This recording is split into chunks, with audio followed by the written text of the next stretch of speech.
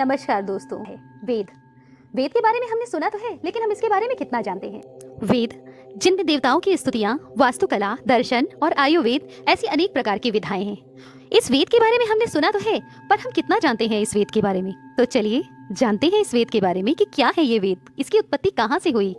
वेद जो विद धातु से बना है, जिसका अर्थ होता है ज्ञान। ये हम सबको पता है कि वेद 4 होते हैं।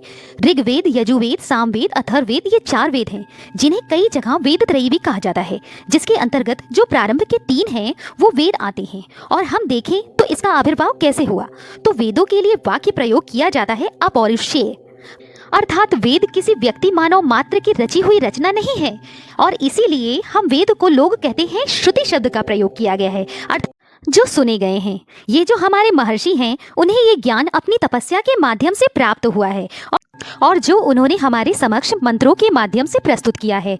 जो ऋषि हुए हैं वो मंत्रों के दृष्टा राह हैं, अर्थात उन्होंने ये ज्ञान प्राप्त किया है, उन्हें वो ज्ञान दिखाई दिया है जो सृष्टि करता है, जिनको बनाने वाले वह नहीं है।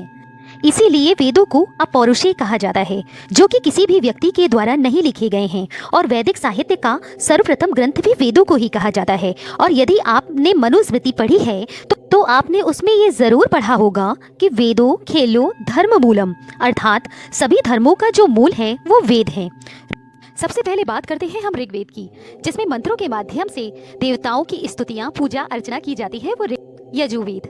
जो यज्ञ आदि किए जाते हैं वो यजुर्वेद में आते हैं। और इसके बाद आता है सामवेद, जो गायन होता है वो सामवेद में आता है। और आखिरी में अथर्ववेद, शत्रुओं से विजय प्राप्त करने के लिए एवं रोगों के निवारण के लिए आयुर्वेद के जो मंत्र विद्यमान हैं वो सब अथर्ववेद में आते हैं।